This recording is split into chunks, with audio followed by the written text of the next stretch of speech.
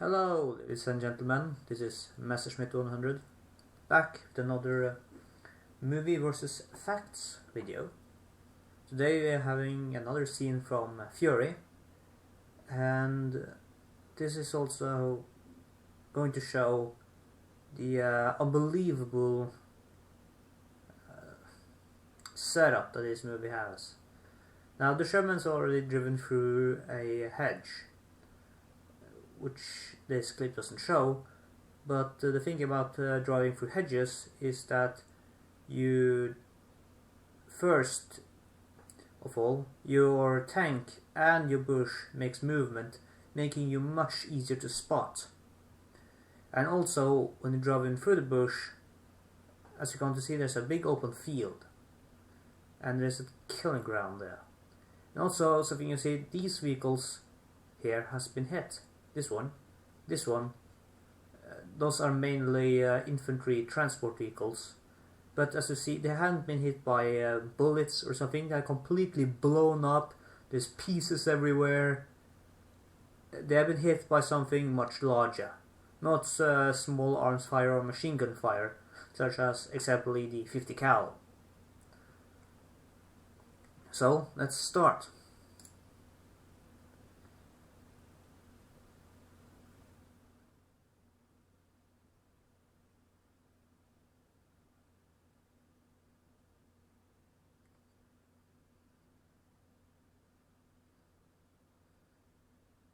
Now the infantry is doing the smart thing here, hiding behind the tank and using it as cover.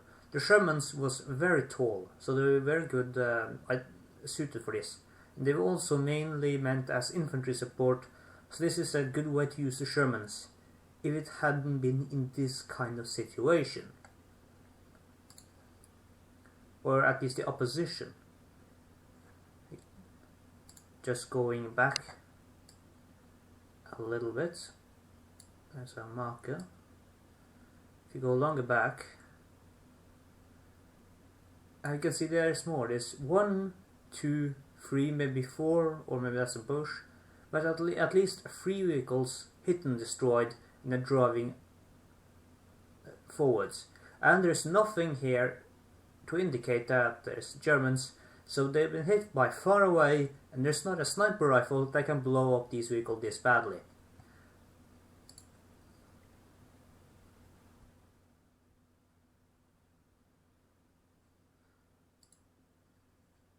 Again, more backwards. That was a problem with the Shermans. They were very tall, and the observation ports is all the way up here. It's very hard to see really good in front of you. It's actually quite hard.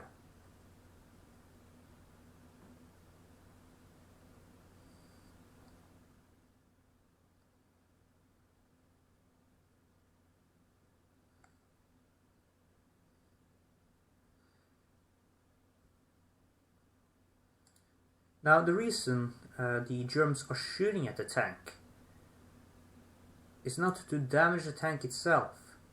As you can see, they're trying to blind the crew members, or making them confused and scared with tracer fire that explodes or impact at least the glowing substance in it for the blind the crew, making not only that the machine gunner, our hero in this story, the bow machine gunner, has a very hard time of hitting them, even though they find tracer fire, but also he will not be able to see anything else.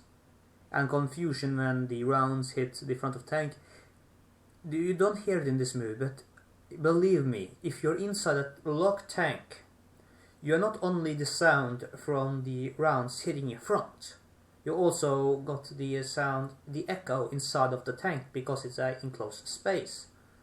So you're going to hear those rounds 3 times at least, while others are coming. There's going to be an unbelievable amount of sound, which is making, number 1, hard to concentrate, and number 2, is actually quite frightening if you ever experienced that sort of thing.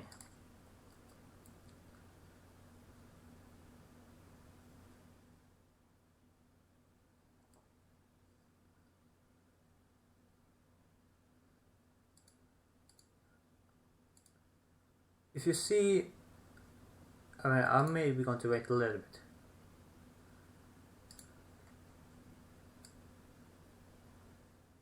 Going a bit back. Now I want you to place very close attention on the tracks. Did you see that? Do you see how slowly they are moving? These tanks are not going at full speed even. They're doing, yeah, maybe that to cover up the infantry, but the infantry would have been much better off actually laying in the ground. Also, it could have been German machine gunner here that would be able to flank them. So why aren't the tanks just driving up? Well, there's a couple of reasons for the tanks not doing this. Well, it comes to the choice of tank commander what to do. The infantry are there to stop Germans with Panzerfaust or Panzerschrecks to not be able to flank the Sherman and blow it up with infantry held anti-tank weapons. But this is irrelevant in the scene because of the dangers the Shermans are going to face.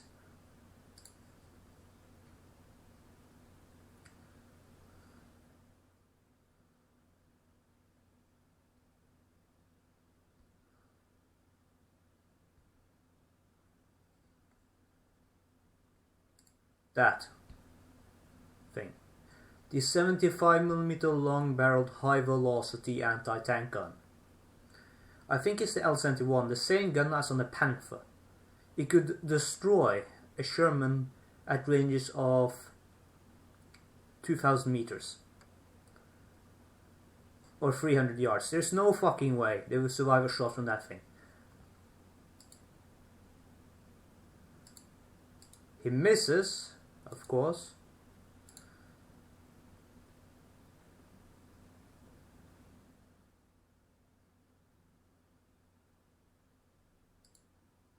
There he said something that the German observer said something very interesting. He said 1,000 meters. So this gun is half the range, but also something you can see. Here's the 3 burning vehicles. They have already hit. The Shermans has passed them. So let me get this straight. They have managed to hit these vehicles, which are not only smaller, but longer. They have a further distance away, and they now cannot hit a Sherman that is almost 3 meters tall. These crews were from the Eastern Front. They were very accurate. They had often several kills. And these people did not miss. Another thing, at this range, the 75mm shell would pierce not only the frontal armor. Let us just take a consideration. It will go first through the frontal armor, maybe kill the radio operator / bow machine gunner or the driver, then immobilizing the tank if he's the driver, of course. It will undoubtedly continue through the driver or the radio operator, possibly hit the ammunition. And if that happens, the whole tank will be blown to shit. And also, under these circumstances, even if it went through all of that, it could still go through the engine. I have, there's a clip on YouTube, I will lay a link in the description, about to the Sherman tank documentary, that there was a man sitting in Sherman, radio operator actually, which they were fired upon by a German tank, Panther Tiger. The shell went between his legs, meaning it has gone through the entire gearbox. And that shell continued into the engine and out the other side. There's a heck of a lot of steel in a gearbox. Not only the gears, but of course the metal beams is holding everything together. It's an incredible tough thing to penetrate. And whatever they were hit by went through it like a hot knife through butter. These Shermans would never have lived long enough to even see the anti-tank guns. They have been picked off one by one. Here is the only place where it is possible to get a ricochet. On the side of the turret. Then it continues off. That's really the only place a 75mm gun could hit a Sherman and bounce. There is no other place will it be able to have that effect. This is all to gain the viewer excitement. There's nothing more.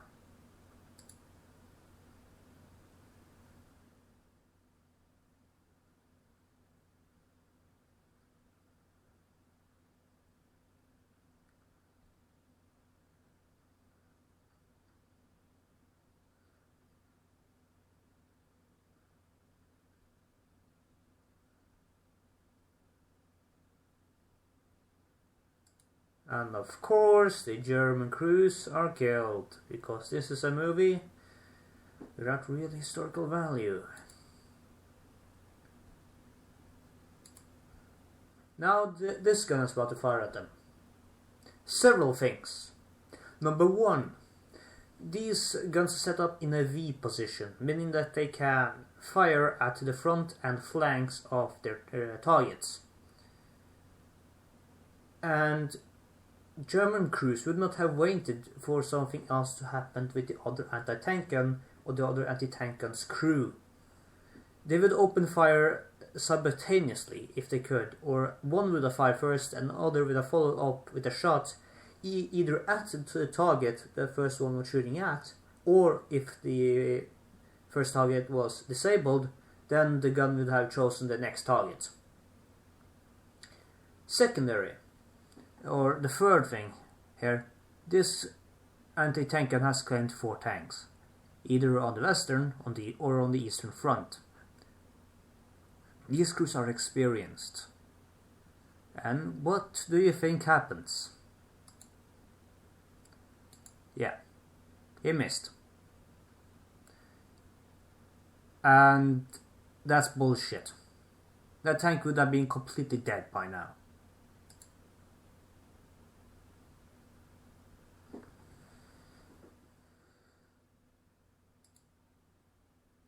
Fire again, miss almost the exact same way.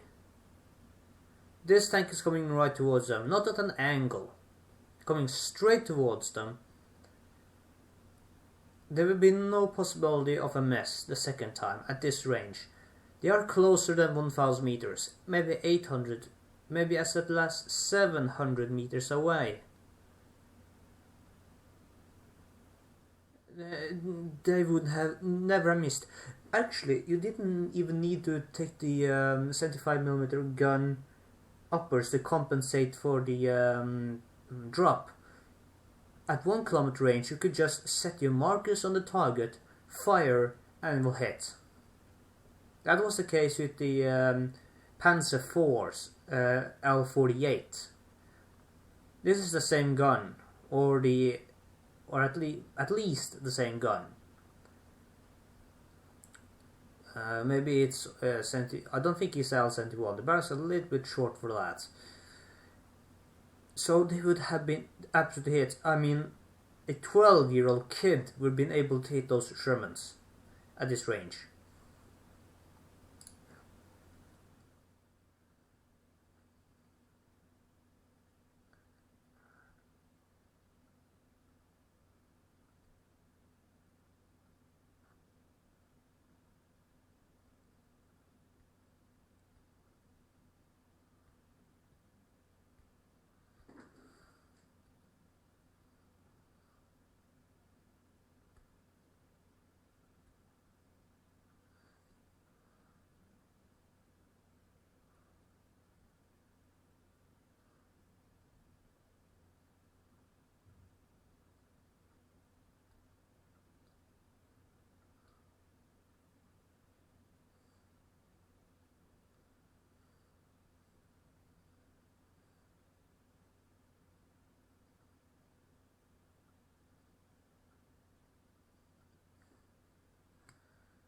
Now, this clip does unfortunately not show everything I wanted to show. That's unfortunate. But will also something that will happen is a German soldier entrenched with a Panzerfaust will jump out of a hole and start aiming at the Sherman. He will be killed. Guess how long that German was poking his entire body out of his hole? 7 entire seconds. 7 seconds. He would have heard the Sherman approaching and the vibration of the machine itself. He would not need 7 seconds to fire the Panzerfaust. And of course he gets killed by the gunner. This scene is just another bullshit part of the film. This film has very little historical facts. It is just an action film. And it's a good reason it is labeled a sci-fi film, because this thing is absolutely science fiction. It was appalling for me to see. But something that is not so appalling was Justin Parkman's comment. Thank you so much for the comment. It really meant a lot to me. Thank you so much. And also Darth Note did also leave a very good comment. Thank you both of you for that. And if you're watching this video, well, thank you. And for the others, thank you so much for watching as well. If you like this video, then please leave a like, leave a comment if you have more to add, like these two people. And I will surely bring more to the table. I will make, I think, maybe 1 or 2 more movie versus facts about Fury. Then I will move on maybe to another film. But I need suggestions. Please leave it in the comment. As I said, if you like this video, then please leave a like. It would be really strongly appreciated. And if you want to see more of movie versus facts or other things on my channel, then please subscribe to my channel. That was all for me, folks. Well, keep your barrel clean, your ammo dry, and I will see you on the battlefield. Thank you so much for watching. Bye.